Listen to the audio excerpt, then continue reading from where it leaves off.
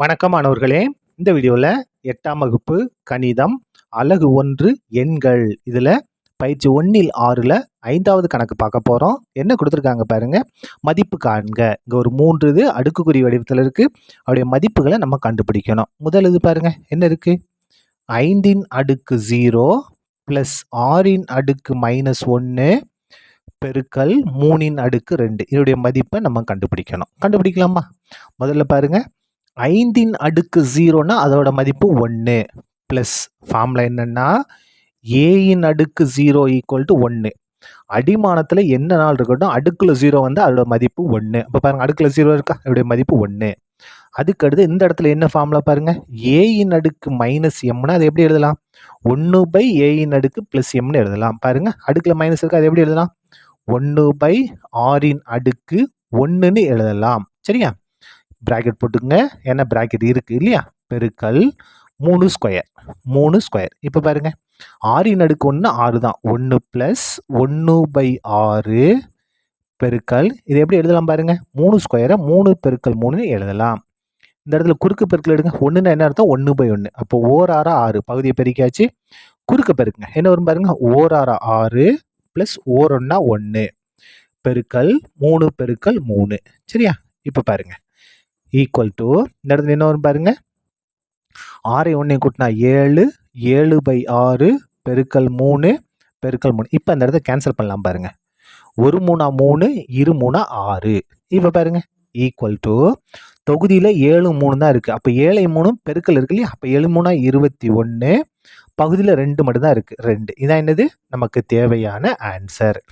அடுத்தது 2வது பாருங்க. 2வது கணக்கு என்ன கொடுத்துருக்காங்கன்னா, 2ன் அடுக்கு -1 ப்ளஸ் 3ன் அடுக்கு -1 வகுத்தல் 6ன் அடுக்கு -1 ஈக்குவல் டு. இதை நம்ம எப்படி எழுதலாம் பாருங்க. முதல்ல 2ன் அடுக்கு -1 ப்ளஸ் 3ன் அடுக்கு -1 வகுத்தல் இந்த மாதிரி போட்டு எழுதலாம். என்ன இருக்கு? 6ன் அடுக்கு -1 6ன் அடுக்கு -1. இப்போ பாருங்க, அடுத்த ஸ்டெப்பு வேணா இதுக்கு பிராக்கெட் போட்டுங்க.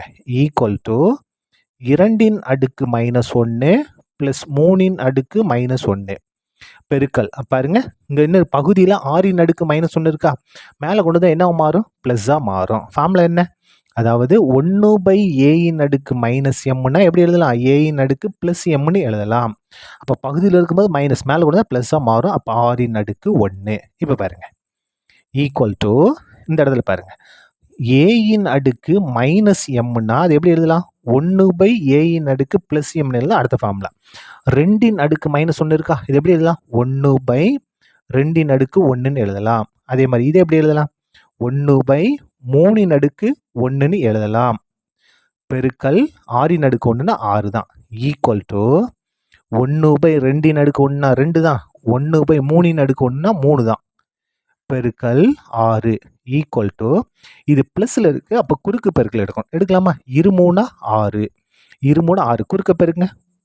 3 1 3 ஓர் 2 2 பெருக்கல் 6 பெருக்கல் 6. இப்போ பாருங்க, ஈக்குவல் டு 3 2 5 5/6 பெருக்கல் 6. இப்போ பாருங்க, இந்த 6 வந்து எங்கே இருக்குது? தொகுதியில் இருக்குது, இது பகுதியில் இருக்குது, கேன்சல் ஆயிரும். அப்போ ஆன்சர் என்ன? 5. ஆன்சர் 5. சரியா? அதுக்கு அடுத்தது லாஸ்ட் இது பாருங்க. லாஸ்ட் வந்து ஒரே ஒரு இதுதான் ஆன்சர், ஒரே ஒரு ஸ்டெப்பு தான். என்னன்னா, 3ன் அடுக்கு -1 பெருக்கல் 4ன் அடுக்கு -2 ப்ளஸ் 5ன் அடுக்கு -3 இதனுடைய அடுக்கு 0. பாருங்க, அடிமானத்தில் என்ன நாள் இருக்கட்டும், இது எல்லாத்தையும் சேர்த்து அடுக்கு 0 இருக்கு. அப்போ இதோட மதிப்பு என்ன? 1. ஃபார்முலா என்ன? ஏயின் அடுக்கு 0 ஈக்குவல் டு 1. இதான் ஃபார்முலா. இது ஃபுல்லாக ஏ. இந்த அடிமானத்தில் நம்ம எடுத்துறோம், ஏன்னு எடுத்துட்டோம். ஏயின் அடுக்கு 0னா 1 தான். அடிமானத்தில் என்ன நாள் இருக்கட்டும், அடுக்குல 0 வந்துச்சுன்னா இது எல்லாத்தையும் சேர்த்து தான் அடுக்கு 0 இருக்குது. அப்போ இதோட மதிப்பு என்ன மாறிடும்? 1ஆக மாறிவிடும். சரியா? அவ்வளோதான், இந்த கணக்கு முடிந்தது. நன்றி.